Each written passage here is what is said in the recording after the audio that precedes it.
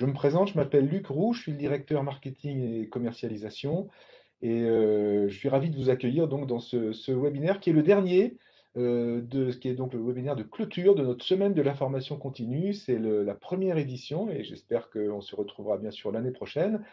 Première édition dans laquelle, et je repose un peu le cadre, on a voulu vous apporter sur les métiers qui sont en tension, sur les métiers qui changent, et en ayant fait des choix bien sûr, parce qu'on ne peut pas tout couvrir, des informations sur ces évolutions de métiers, sur les nouvelles compétences à acquérir, et puis sur les solutions de formation. Je vais partager mon écran tout de suite, ce qui va vous permettre de voir. Voilà, je pense que vous voyez mon écran. Parfait. Voilà. Je ne vais pas être seul, bien sûr, aujourd'hui. Je vais tout de suite vous dire un mot des grands témoins, des invités qui sont avec nous. Tout d'abord, Alain Papias, que je salue et que je remercie de nous faire l'amitié d'être présent aujourd'hui. Alain Papias est directeur général adjoint de BNP Paribas et puis un fort soutien de l'École supérieure de la banque, président des alumni. Bonjour Alain et merci d'être avec nous. Je salue également Wolfgang Dick qui est avec nous, qui est directeur pédagogique de l'ESSEC et donc directeur pédagogique du Senior Management Bancaire, donc ce diplôme dont on va parler tout à l'heure. Et puis bien sûr avec nous René Desbioles, qui est Bonjour à le toutes et à tous. directeur de diplôme. Bonjour, bonjour René. Et donc, on va faire une présentation donc à plusieurs voix.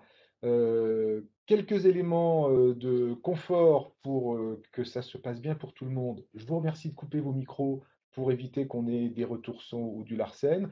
Vous pouvez bien sûr intervenir si vous le souhaitez. Vous avez la possibilité de lever la main.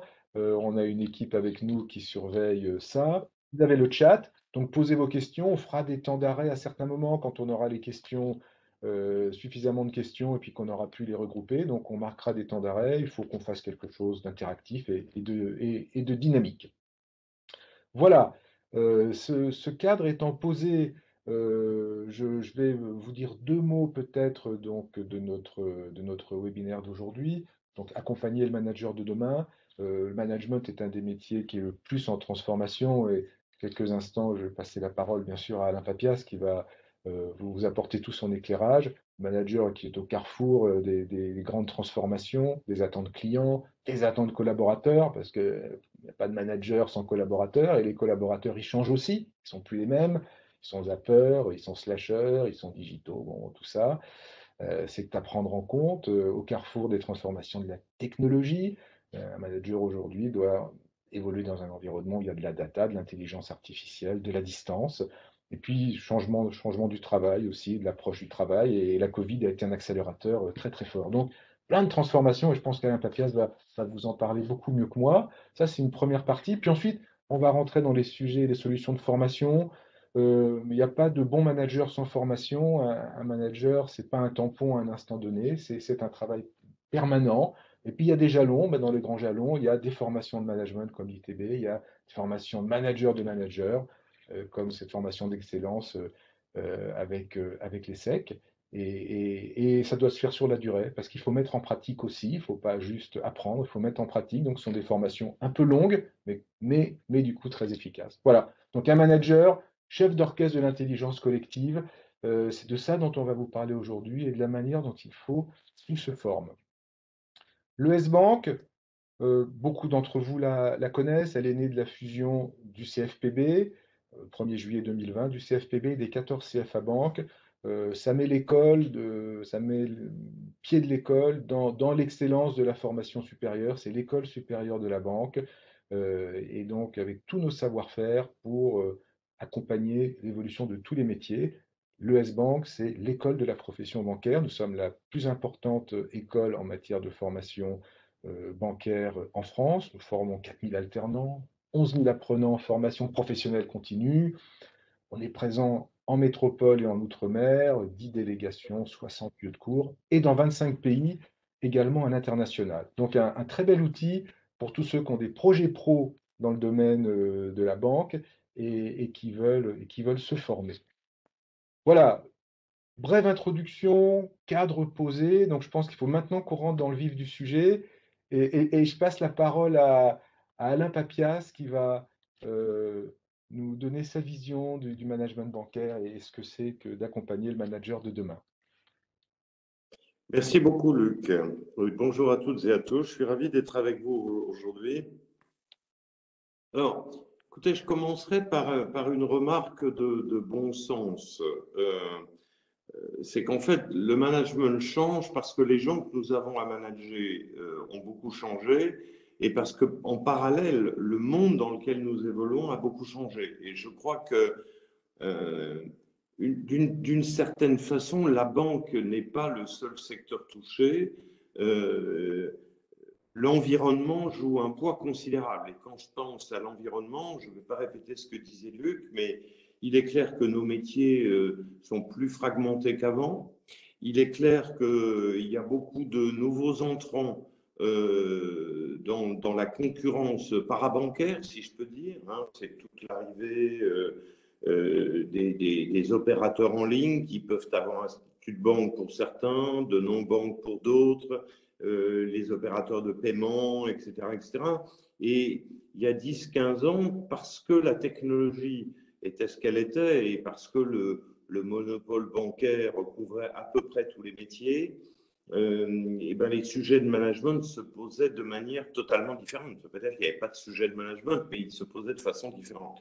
Et puis par ailleurs, il faut bien voir que par rapport à cet environnement extrêmement changeant, et je dirais au-delà du fait que l'environnement change, je crois que ce qui perturbe le plus le manager d'aujourd'hui, c'est la rapidité à laquelle les changements s'opèrent. Moi, j'ai démarré dans la banque il y a un peu plus de 45 ans. Bon, les changements se faisaient à petite vitesse. Bon, ce qui posait d'ailleurs d'autres problèmes, c'est que pour les managers les plus actifs, on avait quand même l'impression qu'au bout d'un certain temps, on s'ennuyait assez vite. Bon, alors aujourd'hui, c'est plutôt le sujet inverse qu'il faut gérer, et que l'environnement se transforme, se modifie extrêmement vite.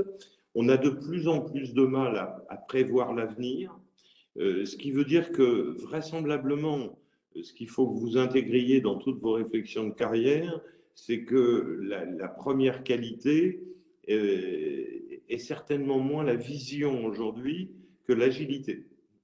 Il faut une capacité à s'adapter rapide parce qu'il y a des choses qu'on est capable d'imaginer, de visionner, et puis il y a beaucoup de ruptures technologiques non prévues et ou d'événements non prévus.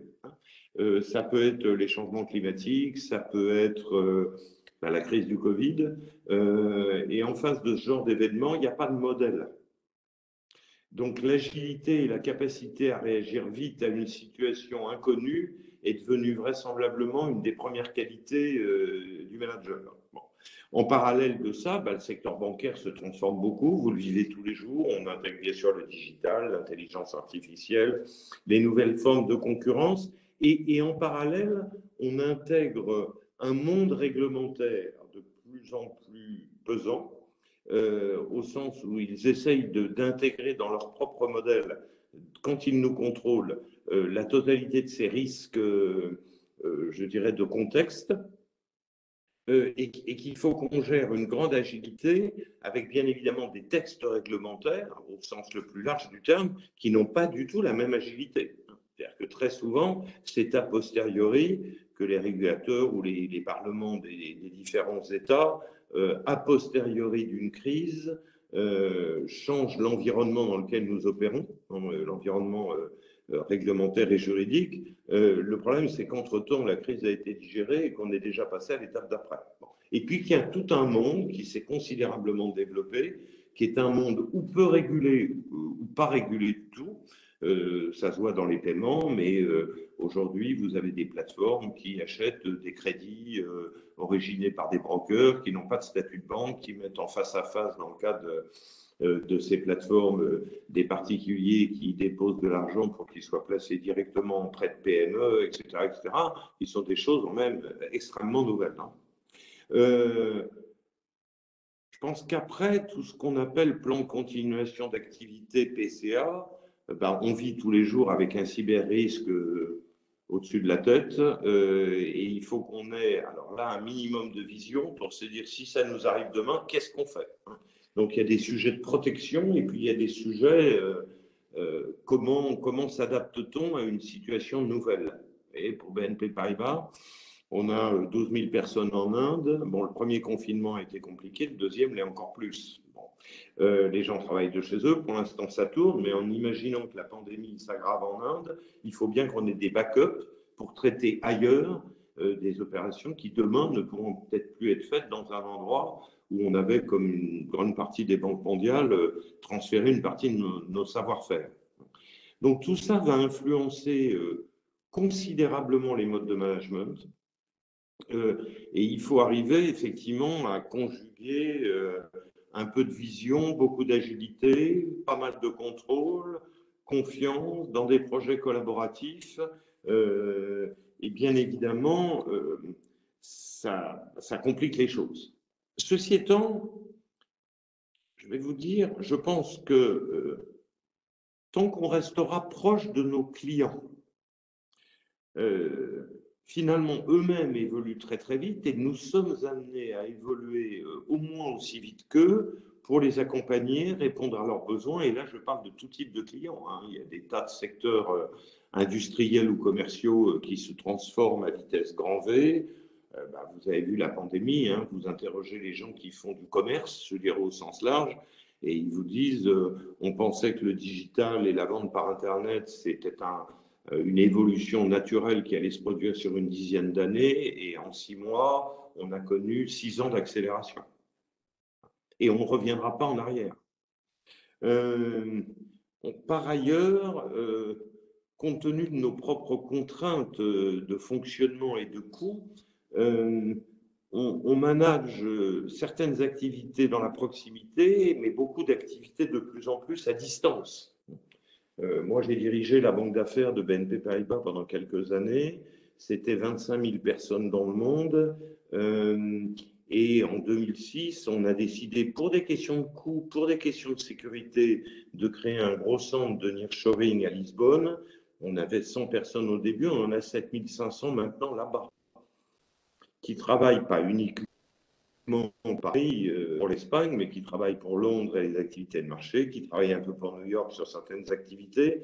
Et donc, je crois que ce maillage un peu toile d'araignée des activités bancaires est quelque chose qui nous éloigne de certains de nos collaborateurs, alors qu'au même moment, il y a un grand besoin de proximité.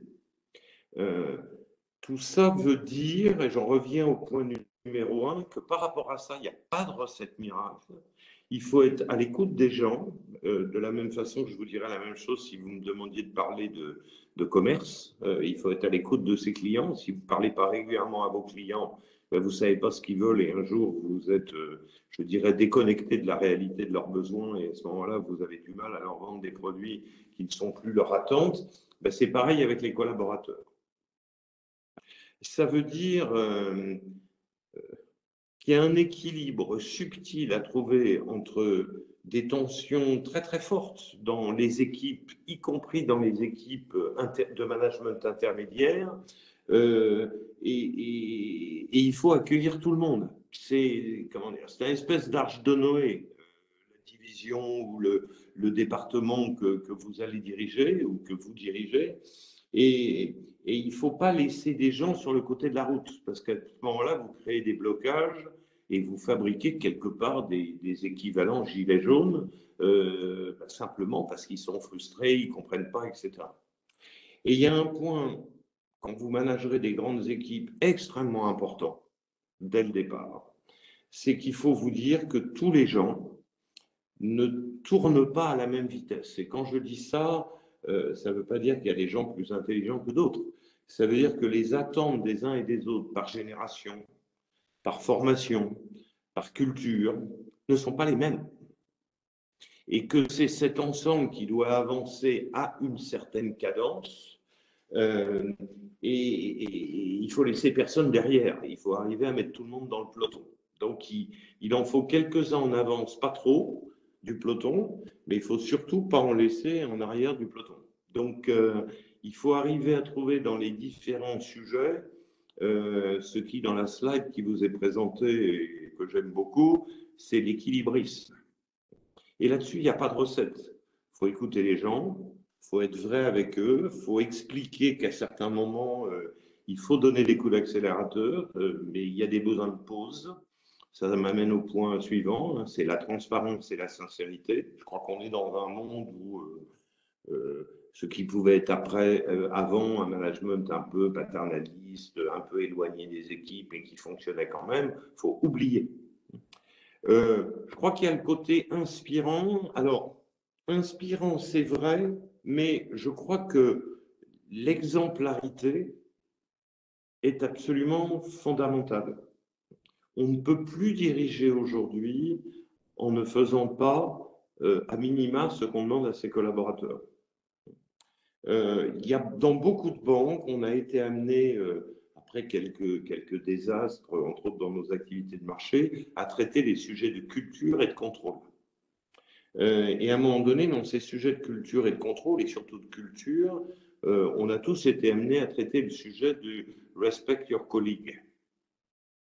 Alors moi, on m'avait demandé, en tant qu'espèce de vieux sage chez BNP Paribas, d'animer une petite session, une conclusion de session sur le respect your colleague, où ils avaient évoqué avec des coachs la façon de se comporter en réunion, etc. etc.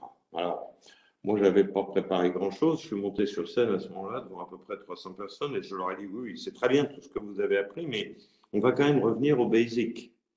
Moi, je lis tous les jours, parce qu'on me met en copie, des mails où les gens se permettent à l'écrit des choses qu'on ne se permettrait pas au téléphone et encore moins si on avait la personne en face. Jusqu'à preuve du contraire, on vit dans un monde civilisé.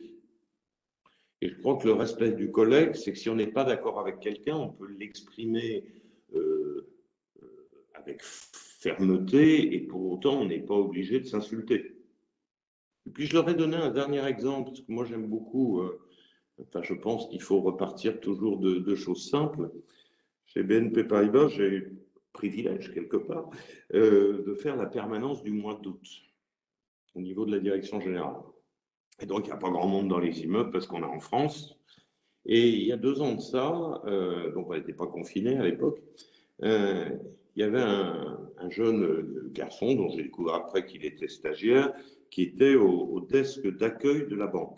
Bon, alors je lui disais bonjour le matin et puis au revoir le soir. Il y avait des contacts assez limités. Et puis le 31 août au soir, je quittais la banque et il me dit, est-ce que je peux éventuellement vous dire un mot? Je lui dis, bah, bien sûr. Et j'ai pensé qu'il allait me demander un stage. Ce qui aurait été logique, il devait avoir, je pense, 21, 22 ans. À mon avis, il n'avait pas fini ses études. Et c'était un petit job d'été pour se faire de l'argent.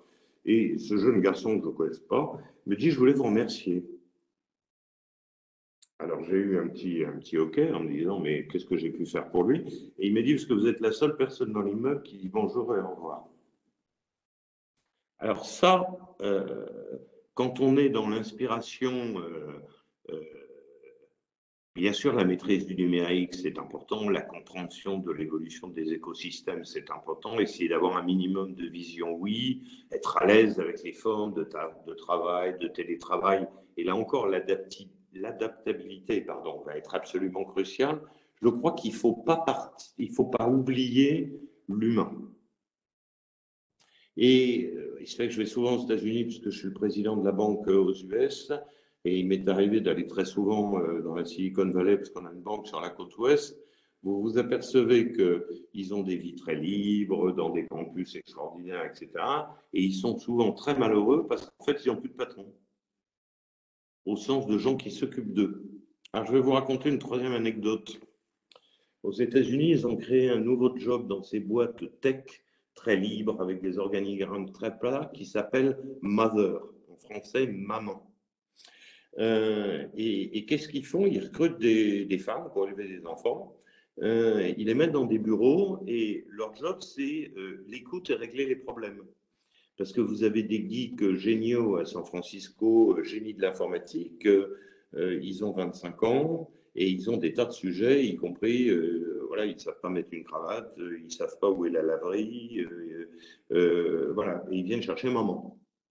Chez Google, il y en a 75 des mamans dans tous les étages du nouveau siège de Google, parce qu'on s'est aperçu que comme on a à peu près tué, entre guillemets, le management en laissant des structures très très plates avec des gens à qui on dit faites en gros ce que vous voulez, et bien là on est passé dans un monde d'extrême liberté à un monde où les gens se disent c'est compliqué.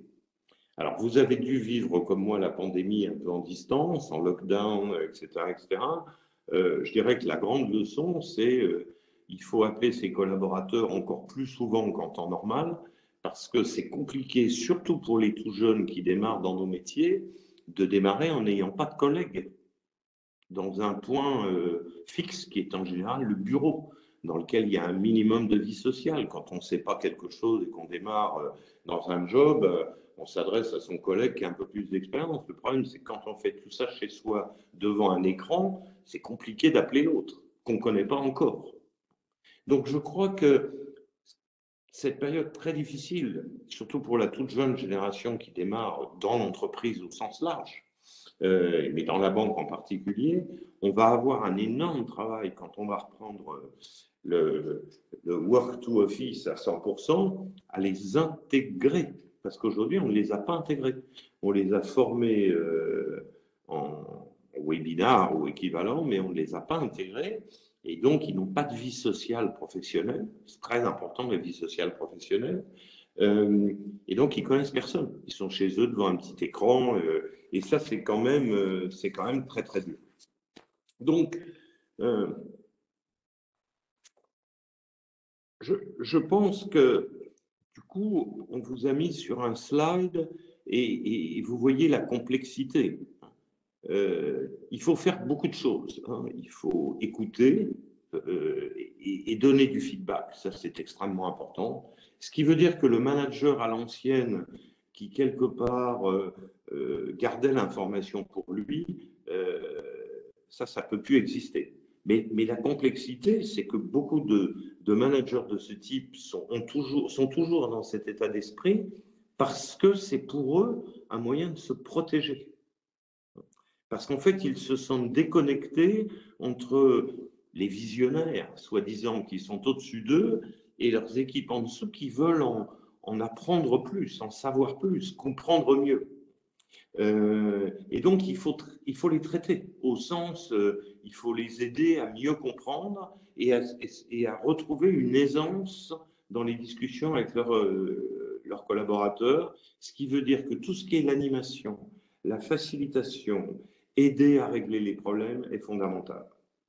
Il faut faire grandir, coacher les gens, et je crois se dire que c'est pas aux gens à s'adapter aux managers. C'est quand même quelque part aux managers à s'adapter aux gens qui le dirigent. Donc vous n'avez pas le même discours avec toutes les mêmes populations. Il faut l'adapter parce que tout le monde n'a pas forcément la même compréhension, n'a pas les mêmes backgrounds, n'a pas les mêmes cultures d'origine, etc. Je crois qu'il faut beaucoup remercier et encourager. Ce qui ne veut pas dire pour autant que de temps en temps, quand il y a un truc qui ne va pas, il ne faut pas le dire. Mais il faut le dire clairement.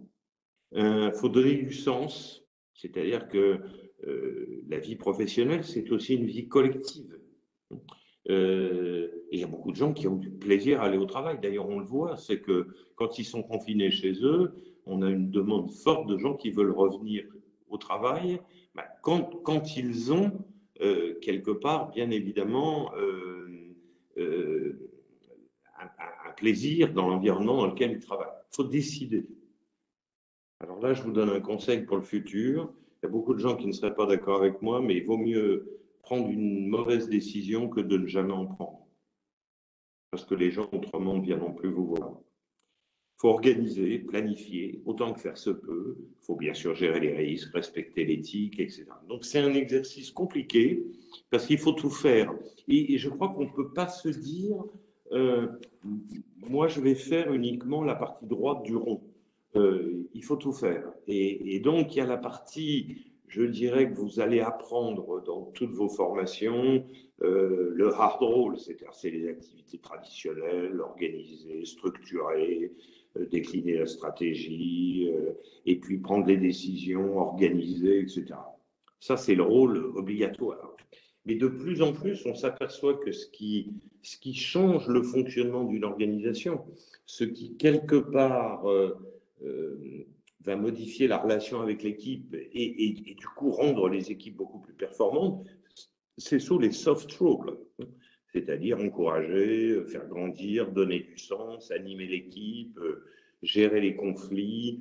Et il faut vous dire qu'il n'y a pas, malheureusement, il n'y a pas de solution miracle. C'est de l'expérience, du bon sens, de l'écoute. Et puis, il y a des décisions qu'on arrive à faire partager. Et puis, de temps en temps, il y a des décisions que l'on n'arrive pas à faire partager et où il faut rarement, autant que faire se peut, mais imposer. Parce que vous ne pourrez pas toujours avoir un consensus complet autour de vous sur tout ce que vous décidez. Vous êtes obligé d'arbitrer. Malheureusement, dans une société, et soyons quelque part heureux de vivre dans des démocraties, il y a une espèce de loi de la majorité sur laquelle il y a rarement consensus à 100%. Il faut toujours le chercher, mais en même temps, si on ne le trouve pas, il faut quand même essayer de faire ce qui va dans l'intérêt de l'entreprise et du maximum de membres de la collectivité. Mais c'est très difficile. Et puis, en permanence, prendre du recul. C'est-à-dire que le gros risque que vous aurez dans tout votre job, et je le vis encore tous les jours, hein, c'est d'être pris par le quotidien et d'oublier le signal qui peut être faible et qui, quelque part, est celui qui était le plus important. J'ai animé en 2000, parce que j'étais prof à HEC, c'était pour les, je sais plus, 100 ans, je sais pas trop quoi. Enfin, on m'a demandé d'animer un truc sur le manager du futur. Alors, on était au Palais des Congrès, 2000 personnes dans la salle, etc. Et comme j'ai un parcours d'autodidacte à l'origine, j'avais fait un groupe de travail, je n'étais pas tout seul. J'avais dit, il faut ouvrir des écoles d'écoute de signaux faibles et fermer les écoles de certitude. Alors évidemment, les gens qui représentaient l'école polytechnique m'ont pratiquement envoyé des tomates, mais tout ne se met pas en équation ou en modèle.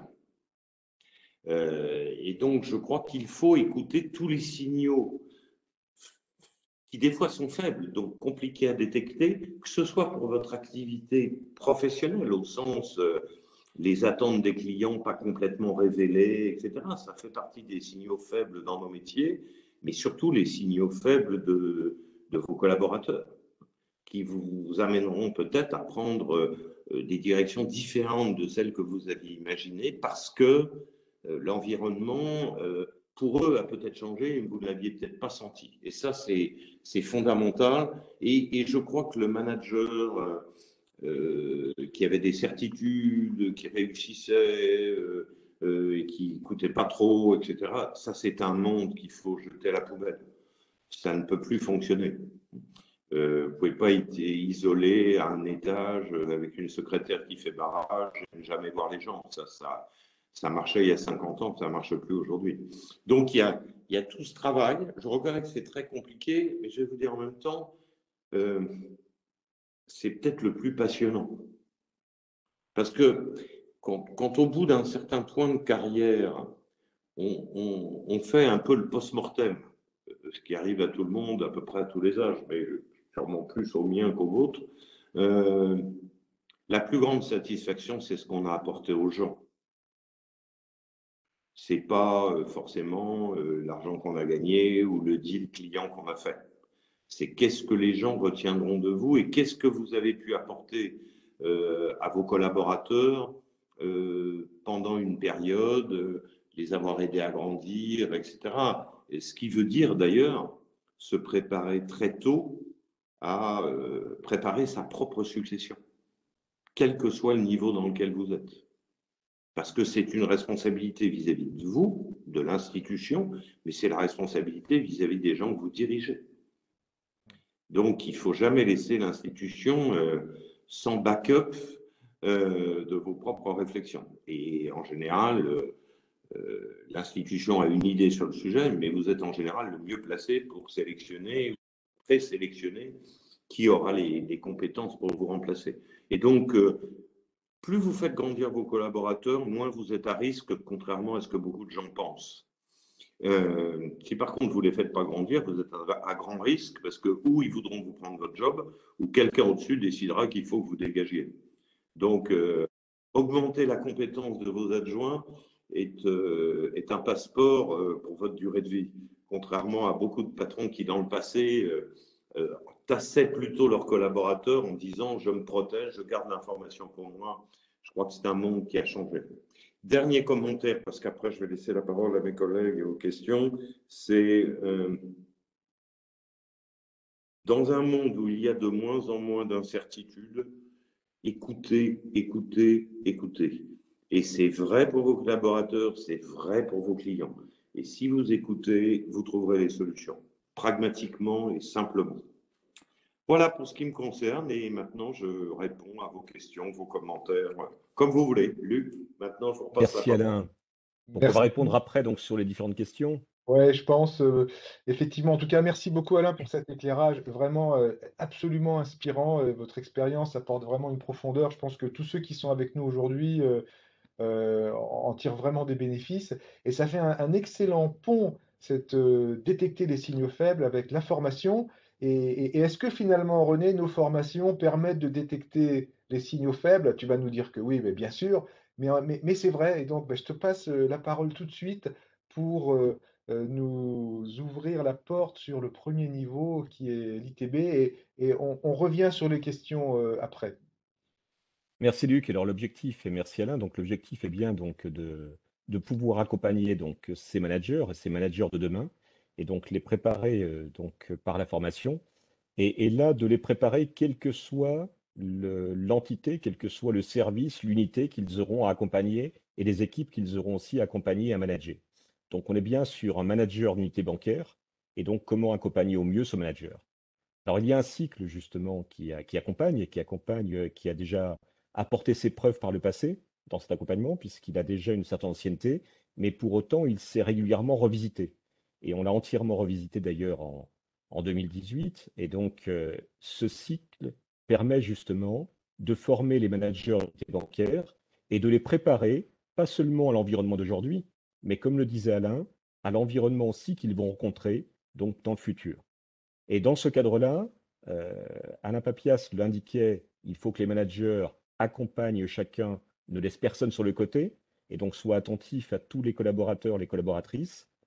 C'est la même approche dans le cadre de cette formation, où on est attentif justement au rythme d'apprentissage de chacun et de permettre à chacun de progresser au fur et à mesure. Alors, dans le cadre de cette formation, ce qui va être le premier élément déclenchant, ça va être de piloter l'activité bancaire, bien sûr, mais dans un contexte de transformation. Donc, c'est comprendre toutes ces transformations, qu'elles soient au niveau de la concurrence, au niveau de l'économique, au niveau du sociétal, au niveau du technologique, de bien les comprendre pour être en capacité de les expliquer aux équipes, de les expliquer aux collaborateurs, aux collaboratrices de la banque. Et de pouvoir justement anticiper, préparer l'avenir par rapport à ces changements d'environnement. Autre aspect important, et c'est ce qu'on retrouve sur le bloc 2, c'est faire la montée en compétences et l'accompagnement justement d'une collaboratrice ou d'un collaborateur au sein d'une unité. Et donc cette montée en compétences progressive de la personne. Et sur une deuxième année, on va retrouver deux blocs. Un bloc 3 où là on réintègre le client en développant justement la qualité au sein de l'organisation bancaire et comment le client est accompagné par la banque, accompagné par les équipes en matière. Et puisqu'on parle d'équipe, il s'agit aussi sur le bloc 4 de mobiliser une équipe et de valoriser la performance collective d'unité bancaire. Alors cette formation, son objectif, c'est avant tout de faire vivre le quotidien d'un manager. Donc chaque journée s'organise sur le quotidien d'un manager, sur des problématiques que ce manager peut rencontrer, et de travailler donc à la résolution de ces problématiques, de comprendre les enjeux, de comprendre les contextes, avec pas forcément, comme le disait Alain Papias, une seule solution envisageable, mais peut-être plusieurs pistes de solutions, mais qui s'habitue à travailler, à faire émerger justement des solutions et à prendre des décisions. Alors, si on reprend, je vous ai mis ici sur quelques chiffres, ce que situe ce cycle, il y a 40 jours de formation, dont 4 jours qui correspondent à des présentations de travaux collectifs. Et donc là, en sous-groupe, donc dans de petits groupes où chacun va apporter son expérience, il va y avoir ce côté résolution de problème. Et donc ce travail pendant quelques mois pour ensuite présenter devant toute la promotion les travaux donc, et les solutions identifiées. Il y a un nombre d'objectifs pédagogiques, vous voyez, conséquents et opérationnels traités, mais il y a surtout aussi beaucoup d'outils. Alors, il n'y a pas un seul outil, il y a 120 outils et méthodes qui sont présentés, en se disant bien, c'est une boîte à outils, à la personne, au futur manager, de puiser dedans, en fonction du besoin, en fonction du contexte, l'outil ou la méthode qui sera le plus adapté par rapport au contexte rencontré. 430 activités pédagogiques créées, 760 ressources sélectionnées, puisqu'il y a d'une part toutes les ressources qui se retrouvent sur le campus digital, mais également l'accès à la bibliothèque numérique de la banque et de la finance, qui va permettre de situer tout ce qui est en évolution et tout ce qui peut venir justement compléter en termes de ressources le programme pédagogique. Et ce programme, ce qui a toujours été la force de l'École supérieure de la banque, c'est 2000 pages de conception pédagogique rédigées. Donc là, on est vraiment dans tous les aspects que peut rencontrer au quotidien un manager, qu'il soit dans un service du siège, qu'il soit dans des fonctions support ou des fonctions justement de back-office, ou qu'il soit justement à gérer, à manager justement des unités commerciales. Alors, à titre d'info, si on regarde pour chaque journée ce qui se retrouve en la matière, on va avoir régulièrement, je le disais, des objectifs, des méthodes, des outils, des éléments de posture, puisque c'est aussi l'élément important, c'est aussi cette posture commerciale qui va se retrouver, des éléments de connaissance, et à chaque fois, ce qui va être voulu, et quand on s'adresse justement donc aux apprenants, c'est de s'assurer qu'ils ont une bonne compréhension, ce qui fait que chaque journée de formation se trouve relayée par des intercessions, des webinaires d'intercession, pour bien ancrer tout ce qui est apporté et s'assurer justement que l'ancrage est efficace en la matière. Et donc des interactions sur différents éléments, et donc apporter une capacité à faire le lien entre les différents outils, entre les différentes méthodes. Donc c'est cela l'accompagnement de ces managers, de ces futurs managers ou de managers qui sont déjà en poste mais qui ont besoin de compléter leurs compétences. Et donc c'est cet accompagnement qui se retrouve dans l'ITB, manager, unité bancaire. Hmm. Alors là, nous étions sur le manager. Nous avons aussi un autre volet, on va le voir, qui Alors, emmène René, sur... René, alors ce que je te propose, il y a Oui, quelques Luc, questions dans le fil, et comme ça concerne l'ITB, peut-être on fait un point fixe 2 secondes, et puis on prend une ou deux questions, puis après on passe au CESB si tu es OK. tout à fait, Comme bien ça, sûr. ça me paraît très bien. Il y a une question qui est posée concernant les inscriptions à l'ITB, question autour du test ITB. Comment ça marche? Quels sont les types de questions posées? Au fond, comment je me positionne pour savoir si je peux entrer dans cette formation? Alors Luc a bien posé la question, parce que le test ITB, c'est un test avant tout de positionnement. Donc il permet de situer les connaissances déjà techniques, déjà aussi l'expérience de la personne, de situer aussi donc où elle en est, de manière à mieux l'accompagner. Ce qui fait que selon le test, la personne pourra suivre soit uniquement les blocs, mais quelquefois se verra conseiller de suivre des journées préparatoires complémentaires pour mieux être opérationnel lors des démarrages des différents blocs de compétences. D'accord. Très important, merci pour cette précision. Je rajoute un point, c'est penser à votre parcours. C'est-à-dire que être manager, c'est un moment, un jalon dans votre parcours professionnel. Et donc, c'est le moment où on s'interroge sur ce qu'on a acquis, ce qu'on sait faire, là où on veut aller. Et là, on se dit, est-ce que j'ai envie de devenir manager? Et là, à ce moment-là, il y a le test. Et puis surtout, il faut en parler avec votre employeur, avec les ressources humaines, et puis vous mettre en situation. Euh, Alors, je réponds à une question qui était dans le chat au tout début, qui était ouais. sur l'agilité, et l'agilité qui est le levier. C'est ce que l'on retrouve justement dans les différents outils qui Mhm. sont apportés, les différentes méthodes.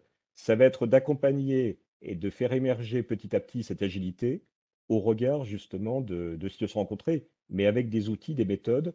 Et donc, le fait de confronter ces outils, ces méthodes tout au long de la formation, sur les 2 années, va permettre une appropriation et de gagner justement dans cet échange et cette agilité. Voilà. Les prérequis, peut-être, je les mentionne aussi. L'ITB est un diplôme RNCP niveau 7, donc c'est un équivalent bac+5. Mais la formation professionnelle et l'École supérieure de la banque est une école de professionnalisation.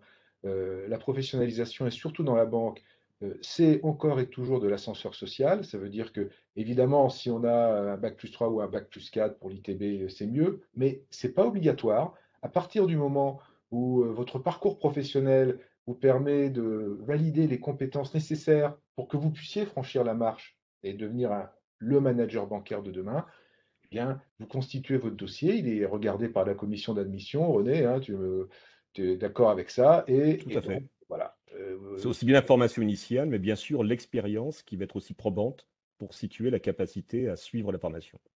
Voilà, donc ne vous bridez pas, pensez à votre projet et pensez que un diplôme en formation initiale, c'est pas tout dans la vie et qu'on peut faire très très bien, réussir sa vie très très bien et devenir un très bon manager sans forcément avoir le diplôme, un diplôme que tout le monde voudrait peut-être chercher. Bon. Le CPF, j'en dis aussi un mot à ce moment-là, René.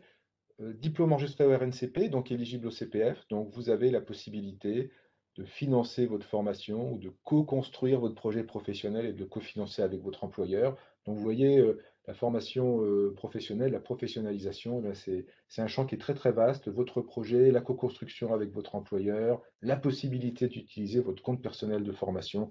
Donc les voies sont très très larges, hein, vraiment pour vous former. Bah, du coup, ça fait le pont avec je vais vous passer à la slide suivante. Je te repasse la main, René, bien sûr, hein, sur le manager de manager. Voilà, parce que nous avons vu jusqu'à présent comment devenir manager. Alors, comment aussi peut-on devenir manager de manager? Donc, autrement dit, d'accompagner des managers et de les accompagner aussi dans la prise en charge de leurs équipes. Donc, il y a un cycle qui existe, qui est d'ailleurs le plus ancien diplôme de la profession bancaire. Et ce diplôme qui a été revisité régulièrement et avec Wolfgang Dick, donc, qui représente notre partenariat avec les SEC, nous allons vous situer justement ce qui est apporté dans ce cursus. Donc là, vous voyez sur ce slide, mais on y reviendra après, chaque année, chaque promotion fait l'objet d'un numéro spécial Revue Banque qui reprend donc les différentes thèses, les meilleures thèses qui ont été apportées dans le cadre de la promotion. Et donc, vous voyez que le dernier numéro était sur les stratégies bancaires à l'heure du distanciel. Donc, on est tout à fait dans la cohérence par rapport à la situation sanitaire et le contexte sanitaire que nous connaissons actuellement, et l'accompagnement donc des transformations par les managers de managers. Alors, on va voir sur le slide suivant, ce sont des enseignements d'expertise, donc qui sont assurés par des professionnels bancaires de haut niveau, ce qui est la caractéristique aussi de l'École supérieure de la banque, où quand on évoquait l'ITB, ce sont avant tout des professionnels qui interviennent et donc qui viennent former justement donc les futurs managers. Là, ce sont aussi des professionnels bancaires qui vont former donc ces managers de managers. Et cette formation, donc, qui est encadrée par l'École supérieure de la banque, se fait en partenariat avec les SEC. Et je vais laisser Wolfgang Dick venir compléter justement sur cette formation d'excellence. Oui, bonjour à tout le monde. Merci beaucoup d'être là. Donc, moi, je suis Wolfgang Dick, professeur de comptabilité à l'ESSEC et dans ce cadre-là aussi responsable d'un certain nombre de programmes, dont la direction académique de ce projet commun avec l'ES Bank.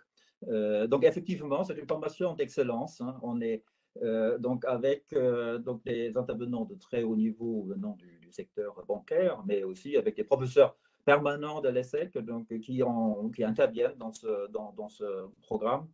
Si je fais référence à la page 9, donc un des slides qu'a présenté Alain Papias tout à l'heure, donc on s'organise un petit peu en séparant le hard et le soft, hein, donc c'est-à-dire les thèmes d'expertise qui majoritairement sont présentés et enseignés par l'ES Bank et le soft, c'est-à-dire les thèmes de management qui sont majoritairement présentés par donc les professeurs de l'ESSEC et tout ça dans un but justement de vous former à un certain niveau d'excellence qui vous prépare à une formation de manager comme prochaine étape de votre carrière professionnelle. Hein, donc tout cela est donc maintenant un diplôme qui en quelque sorte en vaut deux parce que outre le CESB Management bien connu dans la profession, il délivre aussi un master spécialisé, donc reconnu comme tel par la conférence des grandes écoles.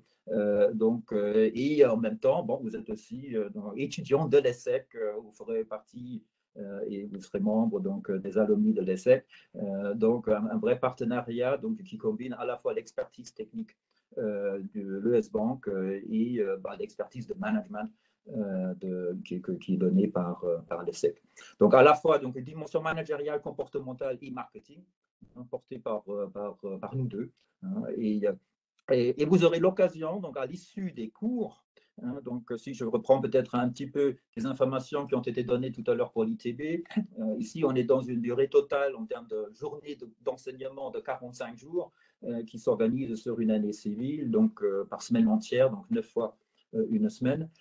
Et en deuxième partie, et allant un peu au-delà de l'année civile, et il y a un grand projet qui est mentionné ici à la dernière ligne, donc la thèse professionnelle. Donc c'est un mémoire individuel qui est une opportunité, donc à multiples sens. Donc l'opportunité de mettre en pratique les compétences acquises, mais c'est surtout aussi une opportunité pour vous de montrer ce que vous savez faire en tant que futur manager de manager. Donc là, il faut se positionner dans une situation de dirigeant, donc, qui a à prendre un certain nombre de décisions pour apporter des solutions et des recommandations donc, à une problématique réelle, si possible, en s'appuyant sur un certain nombre de concepts qui seront enseignés au cours de la formation.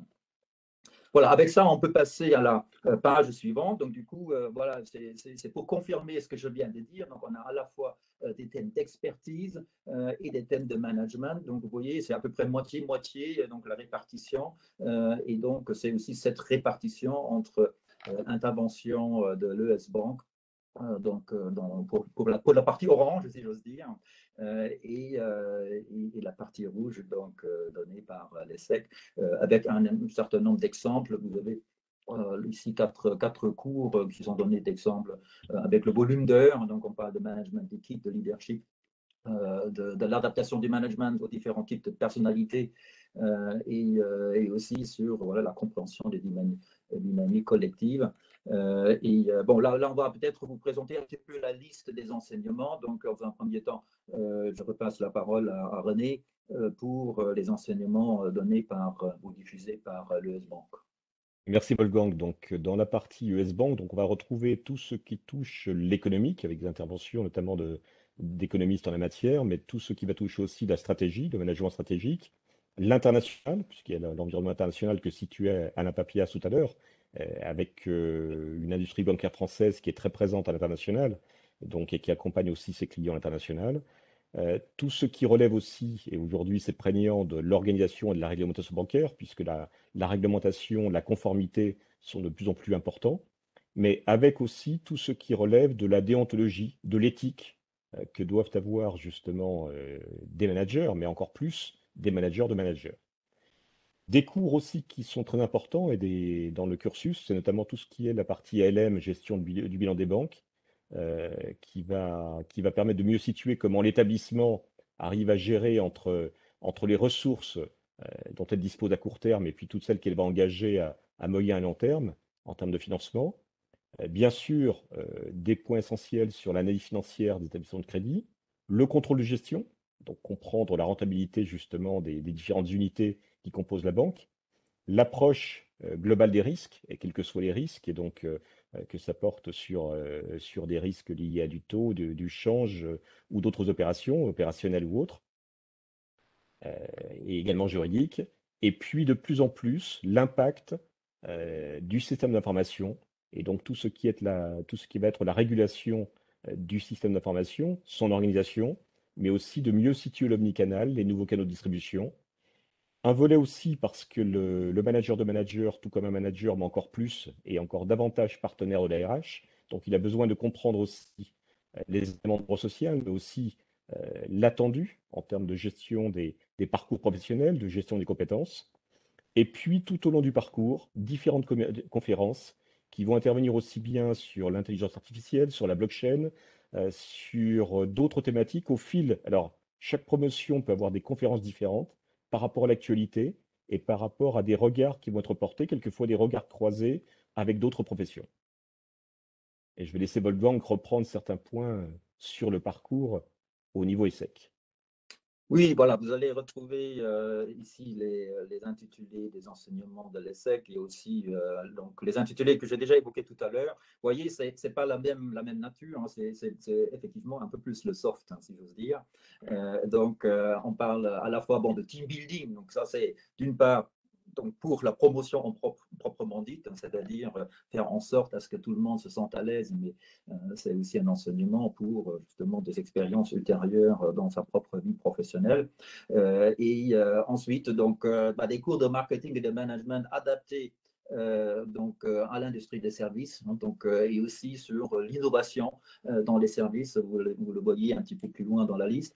On a aussi un atelier de négociation donc, qui dure plusieurs journées, donc, qui a pour vocation de vous voilà, apprendre un certain nombre de stratégies dans la façon de mener des négociations, donc, qui peuvent évidemment être assez complexes. Le management d'équipe, donc ça c'est le rôle du manager, un des rôles de base, je pense. Donc là, on arrive à la posture, hein, communication et prise de parole, donc comment m'adresser de façon appropriée à mes collaborateurs, à d'autres personnes. Donc là, on a une journée là-dessus. Leadership, hein, donc là, on va plus axer sur la fonction manager de manager. Ensuite, stratégie, bien évidemment. Donc, voilà, donc stratégie, quel type de stratégie existe, comment les mettre en œuvre. Après, innovation dans les services, j'en ai déjà parlé, comprendre les dynamiques collectives, donc comprendre comment fonctionne des groupes de personnes, des collectivités. Personnalité et style de management, j'ai également déjà évoqué. Et nous clôturons notre expérience avec une simulation d'entreprise qui a aussi une multiple vocation. Bon, certes, donc, vous allez simuler la vie d'une entreprise avec la mise en concurrence des uns par rapport aux autres, mais on regardera aussi la façon dont les différentes sociétés, les différentes firmes fonctionnent, comment l'équipe s'organise, comment le leadership au sein des équipes fonctionne et le rôle de chacun au sein de son groupe, que le rôle du groupe par rapport aux autres entreprises. Donc, c'est une belle synthèse de cette formation qui clôture normalement le programme des cours et c'est normalement au mois d'octobre-novembre. Hein, et c'est donc à l'issue de ces enseignements donc, que nous avons détaillés sur ces 2 pages que le travail un peu plus individuel donc, sera accentué donc, avec ce chantier de la thèse professionnelle dont nous allons voir sur la page suivante un certain nombre d'exemples, d'intitulés. Donc, si on peut passer à la page suivante avec, donc vous voyez là les meilleures thèses de la promotion précédente, donc celle qui a soutenu au printemps dernier. Vous avez les grands thèmes, stratégie, transformation de la banque, management du capital humain, expérience client. Donc, ça couvre vraiment un champ très, très large de thèmes et de thématiques. Et là, je vais peut-être aussi passer la parole à René donc pour peut-être zoomer sur l'un ou l'autre de ces. Voilà, alors, merci donc Wolfgang. Donc pour situer, donc le cursus démarre chaque année donc en janvier. Les examens donc se déroulent en fin d'année, en décembre, après la fin de la période de formation. Et la thèse, elle est soutenue donc l'année suivante, en mai ou juin, donc en fonction de la finalité de la préparation. Et là, vous voyez donc les meilleures thèses de la promotion précédente, puisqu'il y a un numéro spécial revue banque qui est fait systématiquement. Et vous voyez, on retrouve aussi bien des aspects concernant la stratégie, la transformation de la banque, bien sûr, donc avec les différentes dimensions, le management du capital humain, et tout ce qui est tourné autour du client, donc sur l'expérience client, donc quel que soit le métier. C'est cette variété dans les travaux en sous-groupe qui vont être faits tout au long de la formation. Justement, le fait de travailler et donc avec des personnes qui ont des expériences différentes, qui ont des métiers différents, qui sont dans des entités différentes, va apporter aussi toute cette mutualisation de bonnes pratiques et donc enrichir les pratiques professionnelles. Alors, Voilà. nous allons Et vous allez passer donc. avoir une liste donc peut-être en automne, donc début septembre, parce Voilà. que la prochaine vague de soutenance démarrera la dernière semaine de mai et s'étalera jusqu'à mi-juin. Et espérons-le, va donner aussi lieu à un numéro spécial de la revue Banque au mois de septembre. Tout à fait. Alors, on va le voir sur le slide suivant. C'est maintenant la rubrique plutôt des questions-réponses. sachant qu'en même temps, c'est aussi l'affichage des alumni, puisque quand on passe ces différentes formations pour l'ITB, il y a des alumni ITB aussi bien donc, dans chacune des régions françaises et au niveau de la France, mais il y a aussi des alumni, puisque nous sommes présents sur une trentaine de pays, des alumni ITB sur aussi une trentaine de pays, donc qui rejoignent la CIL-ITB. Et côté CESB, il y a des alumni CESB. Alain Papias en est le président, et on le remercie justement pour l'animation de cette association justement qui regroupe les diplômés. Et Wolfgang, côté alumni, il y a aussi côté ESSEC, donc Oui, tout oui, un bien accompagnement. sûr. Il y a le réseau alumni de l'ESSEC, eux, ils sont dans presque 50 000, là aussi, un petit peu répartis dans le monde et surtout, évidemment, répartis dans tous les secteurs de l'économie qu'on peut s'imaginer, y compris donc le monde financier, bancaire, assurance. Et dès l'entrée dans le programme, c'est une coutume à l'ESSEC, dès l'entrée dans le programme, donc vous êtes déjà membre de cette association des anciens. Donc, vous avez accès à toutes les conférences, toutes les présentations, tous les événements organisés, des tables rondes. Bon, certes, maintenant, ces derniers temps, avec la pandémie, c'était essentiellement à distance, mais on va certainement revenir à un fonctionnement plus en présentiel. Tout à Donc, fait. là aussi, une source d'inspiration hein, d'opportunités pour créer, élargir son réseau et apprendre ce qui se passe à droite à gauche. Extraordinaire. Merci Wolfgang. Alors, comme on a répondu déjà aux questions qui étaient posées dans le chat, est-ce qu'il y avait d'autres questions des participants qu'ils souhaiteraient poser à l'oral? Et René, tu m'entends? Oui, tout à fait.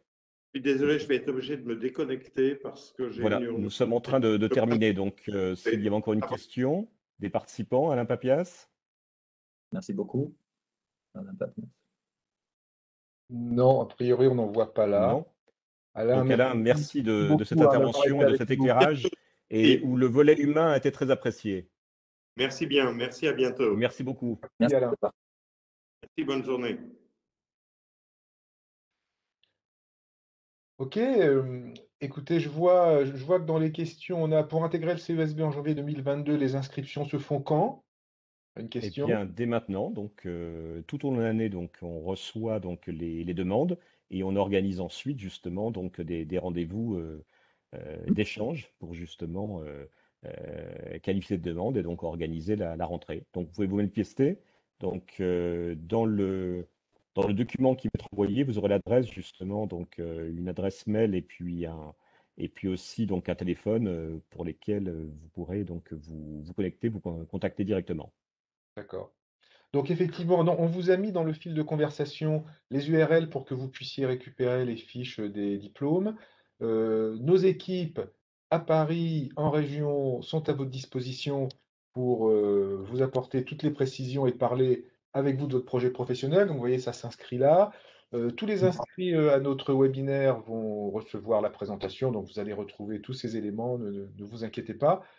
On veut respecter votre agenda. Vous voyez, il est 14 heures passées de 2-3 minutes. Voilà. Il y a eu Donc, le Togo, il y a eu des soucis de liaison, mais pour vous prouver que justement, donc ouais, cette formation a suivi une trentaine de pays au niveau de l'ITB. Et pareil pour le CESB Management. ouais, ouais, absolument.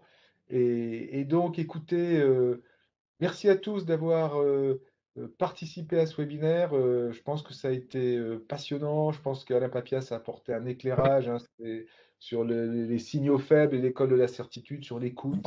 Et nous, on tient la promesse en faisant de la co-construction en salle avec vous pour vos formations, avec les SEC. Et donc, merci à tous d'avoir été là. Merci Wolfgang. Merci. Merci René. Et puis, on se retrouve très Merci à vite. vous. Et je Ouais. réponds à une dernière question qui vient de poser sur la zone Maghreb, s'il est Oui, envisagé donc une ouverture CESB. Nous avons des échanges avec la profession, donc aussi bien en Tunisie, en Algérie, au Maroc, et donc nous situerons par rapport à cela donc cette capacité éventuellement d'ouverture. super. Merci à tous. Merci à Et à vous très vite. tous. Merci Merci. Luc, merci Wolfgang. Merci à vous tous. Merci, au revoir. À bientôt.